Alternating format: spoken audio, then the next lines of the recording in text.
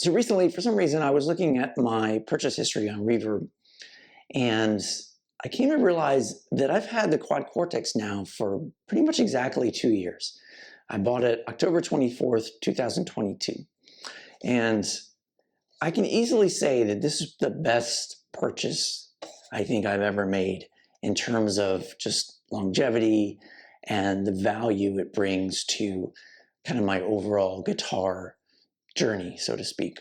And if you look back to the gear I was using before I bought this, and you can look at some of my older videos, and I even did a video where I ran through kind of my whole rig at the time, and I'll put the link to that here. You know, my rigs at that time, I was always running kind of through a direct box and through studio monitors. I never had a situation here that I could run tube amps really loud. So, you know, for a while I was using a Rev D20 that has built-in 2-notes capabilities. Then when I got other amps, I bought a 2-notes Captor X, and I was always running direct. So I was always kind of a little bit into the digital world, but I always had tube amps, a lot of pedals.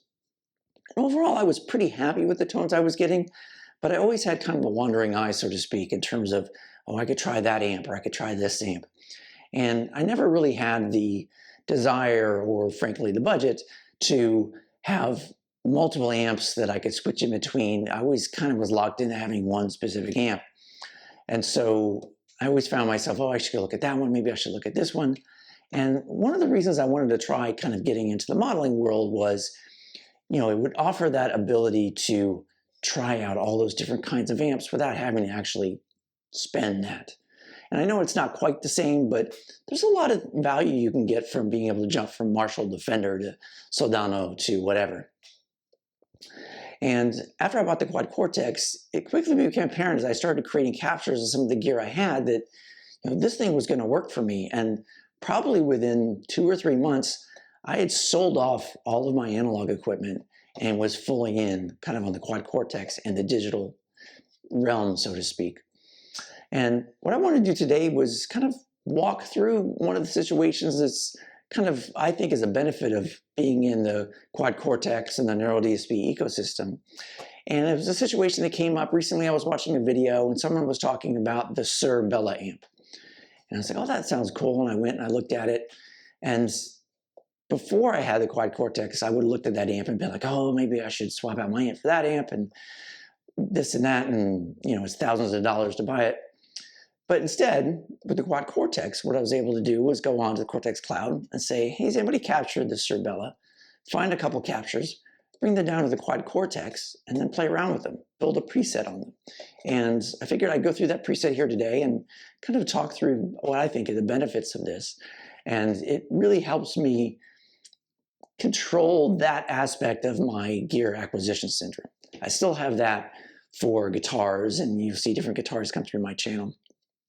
But in terms of amps and pedals and things like that, generally, I'm good with this. Anything I want to try, I can likely find a capture of it and give it a shot. And I think overall that's been a huge benefit for me. And I think one of the big kind of selling points for something like the Quad Cortex, that is that mix of modeler plus capture device. So let's go ahead and check out that preset I built around some of those captures for the Suhr Bella, and we can hear how it sounds. So let's go through this preset I created. So all I did is I went out to the Cortex Cloud, I searched for the Suhr Bella, I came up with 5 or 6 different captures that I grabbed to try out on the Quad Cortex. I picked a couple that I liked, one that's kind of a pure clean, one that has maybe a little more grit to it. And then I built a preset. So let's go ahead and go through the preset here. Let me bring up Gig View. So right now, I've got the 2 captures up here. I've got the clean one, and I've got one with a little more grit, and I'm pushing the gain on that. We'll get to that in a second. And then both of the captures are running through a dual IR. One's a Fender 2x12, one's a Fender with an EV12 speaker. These are 2 captures that came from the Amalgam Free Pack. I use them all the time. And then I did what you can do on a modeler, which I really like as compared to the analog equipment. It's very easy to run a dual delay. And here what I'm doing is I'm running, one is 380 milliseconds, kind of your standard 82-minute dual delay, 380 milliseconds and 500 milliseconds. But the 380, what I'm doing is I've got the width set to only 30%, so it's a little more straight down the middle. And then for the 500 millisecond, I've got the width at 75%, so it's a little bit of a wider spread. So trying to create a little bit more of a kind of a mix of the two delays. And then they're both running through kind of a light plate reverb on the back end. And then for the clean tone right now, I'm running just a dual compressor on the front just to give the Strat a little more body into the clean tone. So let's go ahead and hear what that sounds like.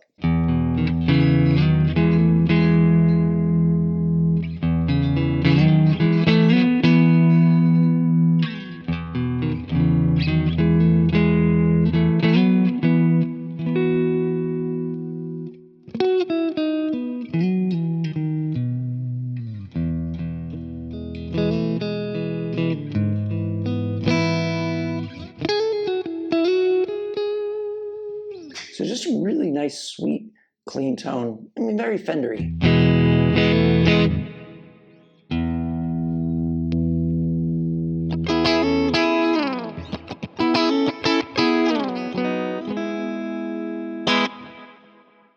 And then this one, what I did is a little less compressor on it. What I did is I'm pushing the capture a little bit. So we're adding gain to the clean. It's still staying very clean, and I'm adding a little bit of mids as well.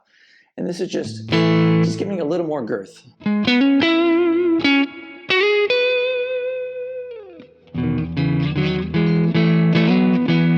can hear it's breaking up just a tad.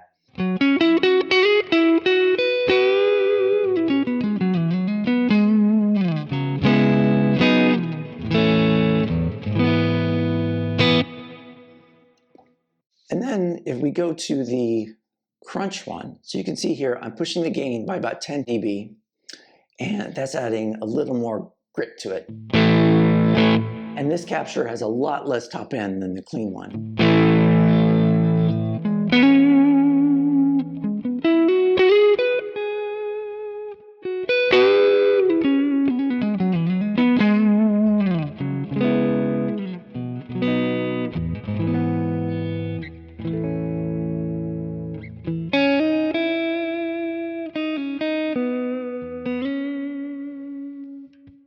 So kind of a nice bass of a gritty tone.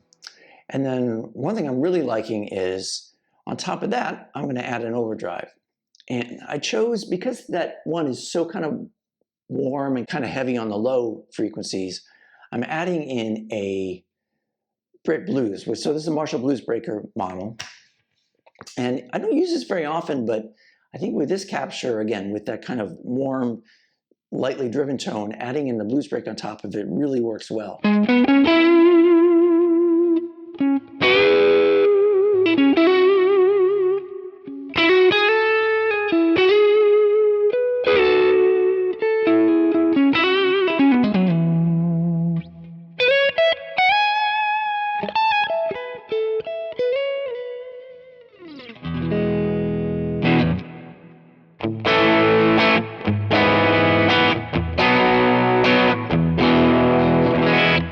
So again, not tons of gain there, but I'm really liking kind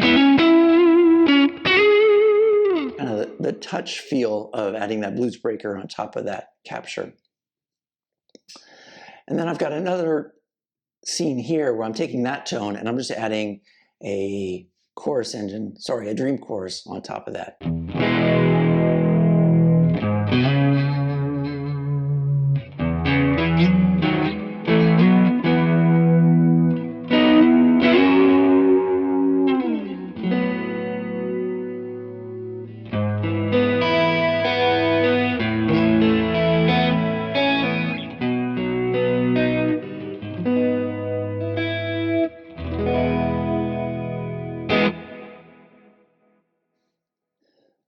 And then I've got a separate set of presets where instead of using the blues breaker, I'm using a Vermeerl Ray.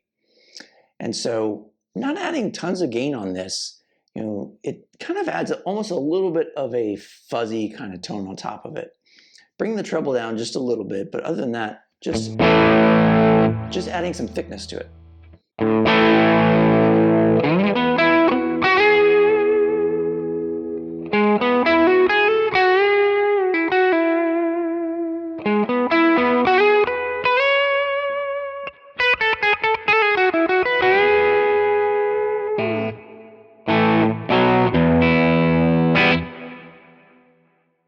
And then I've got kind of a lead version of that where I'm adding in more gain on the remote array, but I'm also adding in the compressor in the front.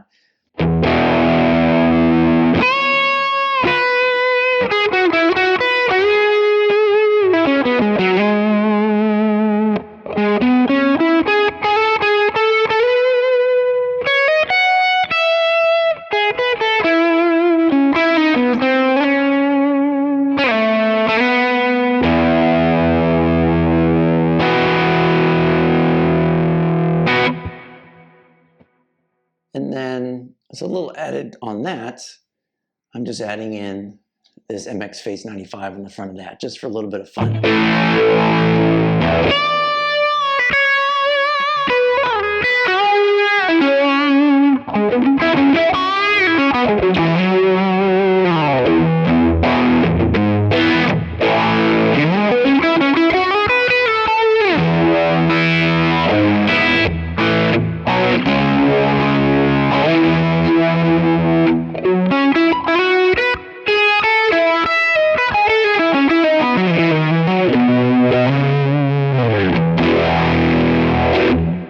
So we'll go ahead and we will just upload that to the cloud. Upload to cloud. And this kind of thing is why I love the Quad Cortex. Here I was kind of, lusting after this amp, and I could quickly go onto the Cortex cloud. I could find captures of that amp. I could check them out.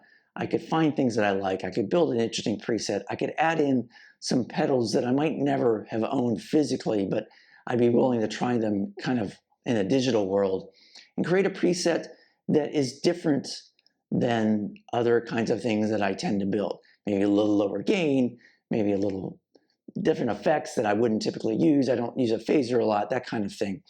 And I love the fact that the Quad Cortex lets me kind of explore these gear questions that I have, play around with things.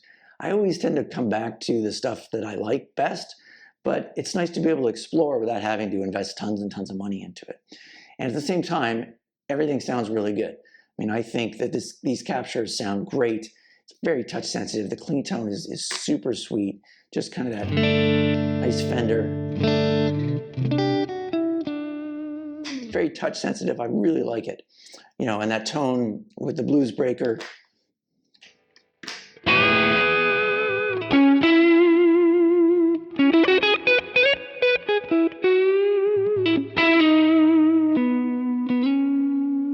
Again, nice touch sensitivity, nice little bit of bite on the top end.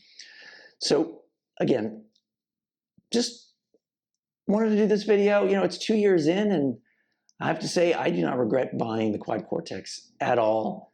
It's still my main piece of equipment. I expect it to be for quite a long time. My only concern is at some point is the hardware going to give out and I'm going to have to buy another one. Hopefully that's not the case. I don't tend to, take it out and push it too much. I just use it here in the house a lot. And if I ever do go out, I have the Nano Cortex now that maybe I could just capture things onto that. I could take that out and leave the Quad Cortex here at home. So I would say if you're like I was and you're kind of looking to get into that digital world and you like captures and the ability to have amps and capture them and use it, I would say do it. I mean, for me, it worked out great. I'm super in love with the Quad Cortex. I think it sounds great. I've had a chance over the past couple of years to try, an FM3 and the Imperial Stomp, and I have a Nano Cortex now, and I have a Tonex one, and they all can sound great. And I don't think you could really go wrong with most any of them. But I have to say, the Quad Cortex has been my favorite. I love the Neural DSP ecosystem.